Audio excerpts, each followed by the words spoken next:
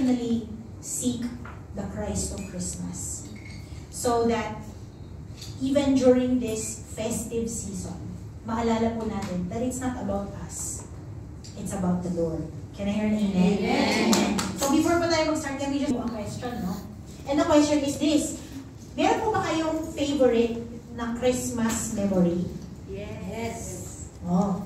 Ako pa nung medyo tumatanda po ako, nung bata pa lang ako, super blessed ako. Today po, we're gonna go to Matthew chapter 5, to a passage that many know. Is called the Beatitudes. Now today po, through our series, tatalakayin po natin yung mga Beatitudes. Pero today, babasahin ko po yung buo. So, Matthew chapter 5, from verse 3, sabi ni Jesus on the Sermon on the Mount, "Blessed are the poor in spirit, for theirs is the kingdom of heaven. Blessed are those who mourn, for they will be comforted. Blessed are the meek, for they will inherit the earth. Blessed are those who hunger and thirst for righteousness, for they will be filled. Blessed are the merciful, for they will be shown mercies. Blessed are the pure in heart, for they will see God. Blessed are the peacemakers, for they will be called children of God. Blessed are those who are persecuted because of righteousness, for theirs is the kingdom of heaven." Ito po yung mga tinatawag nating Beatitudes. Ito ay katuruan ni Jesus. Now in our series, we will explore yung teachings ni Jesus, and we will learn about kingdom blessedness. Kingdom blessedness. Ito po yung blessedness that makes no sense sa mundo na to. Why would it make sense? Sa mundo na to, it's not the poor in spirit that are blessed. It's not the people who mourn that are blessed, di ba? Sa mundo na ito, ibang-iba ang definition nila of what blessedness means. This is the blessedness that can only be enjoyed by kingdom people. Because ito pong blessedness na to is manggagaling sa relationship natin with Jesus. And so, ito po, it's going to be a little strange because hindi po natin iniisip na, Christmas ba talaga yan?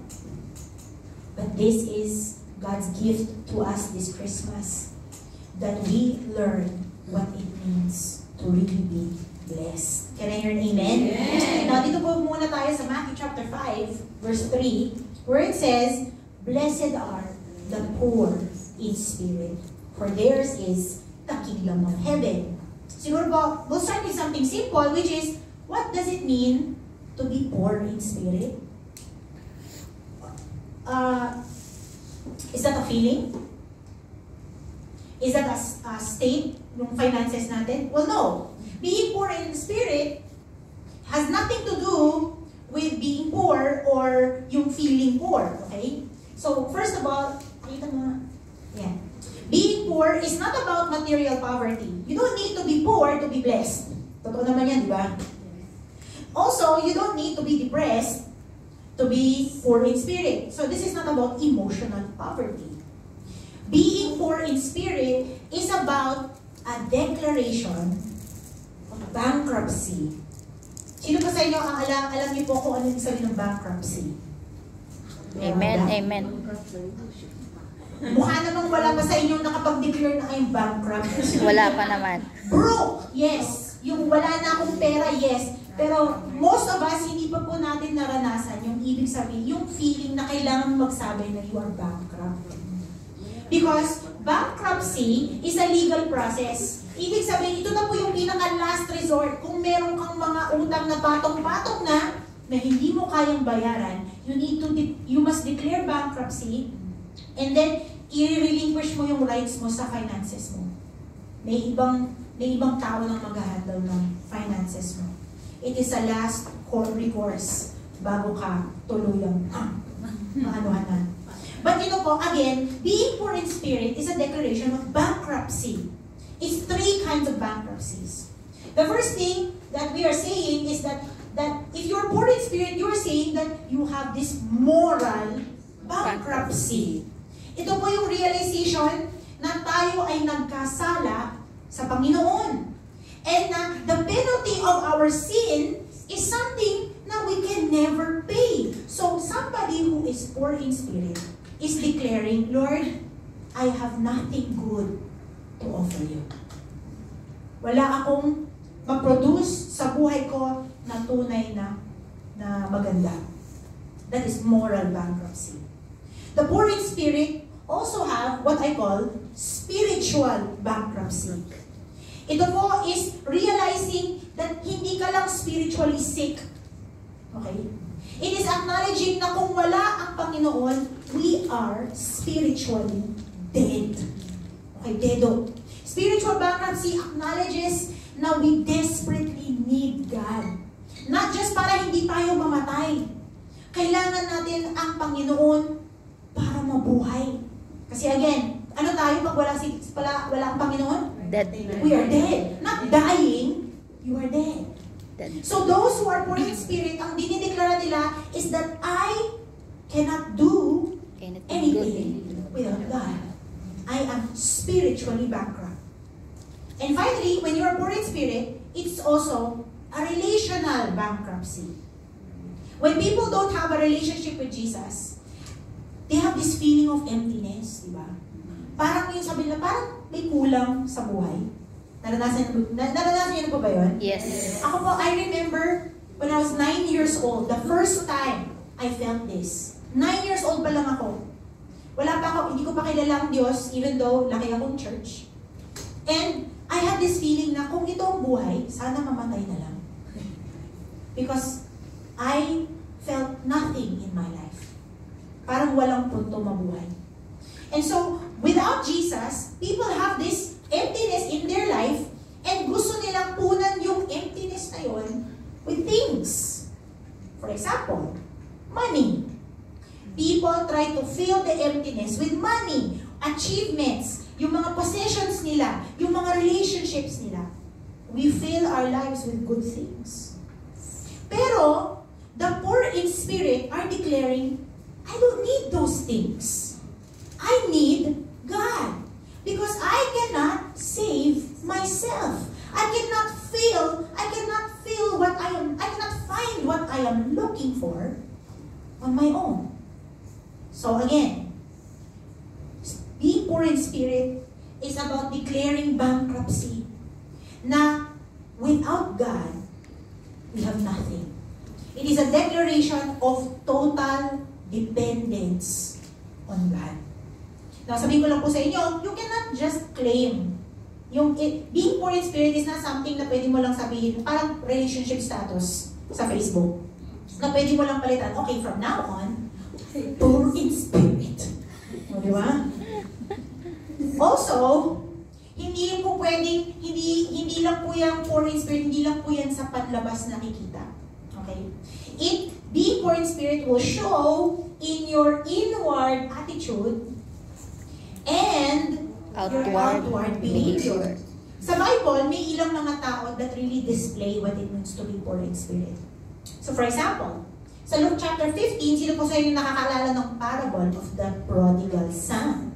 Okay. O sino sa inyo yung prodigal son? Lahat po tayo. Yan. Nalala nyo, in the beginning, yung prodigal son, gusto po niyang kunin yung kanyang inheritance. Pero buhay pa ang kanyang tatay. Pero wala siyang pake. Parang sinasabi niya, I don't want to wait for you to die. Go die. Bigay mo na sa akin kung ano yung para sa akin.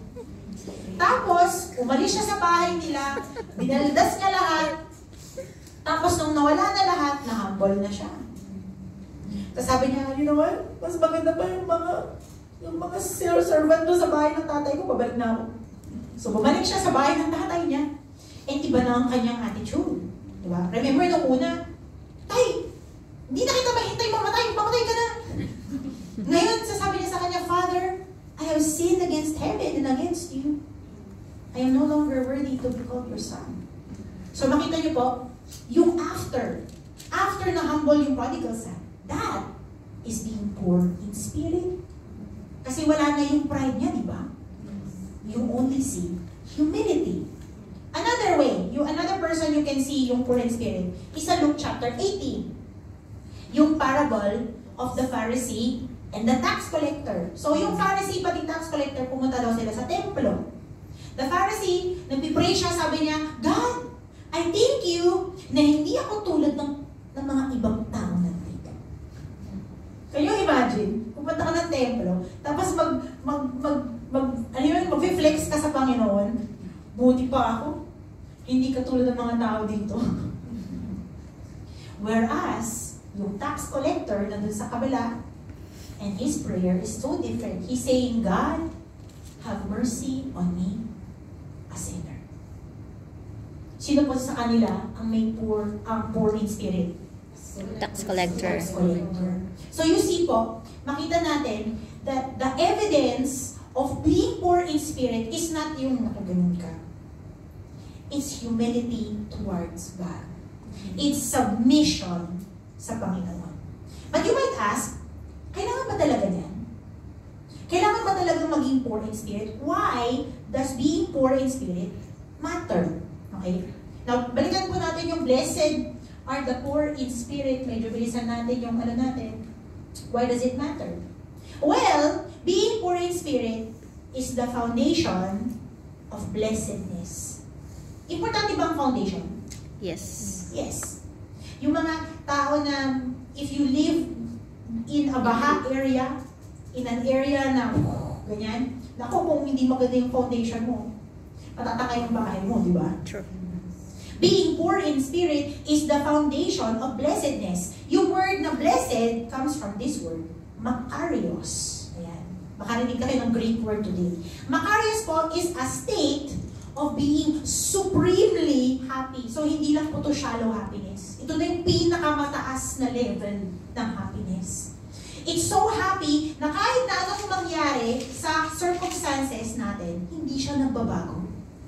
It is a quality of life, a blessedness that remains. Now, when he was talking about makarios, he's not just talking about yung temporary lang na kaligayahan. He is talking about a life of true and lasting contentment and prosperity that only comes when you have this right relationship with God. Now again, balik tayo. Why is being poor in spirit so important sa blessedness na to? Because when Jesus said, blessed are the poor in spirit, okay, He's saying na blessed are those and only those that are poor in spirit. Sila lang. Those people that are poor in spirit, those are the only ones that are truly blessed sa mundong to.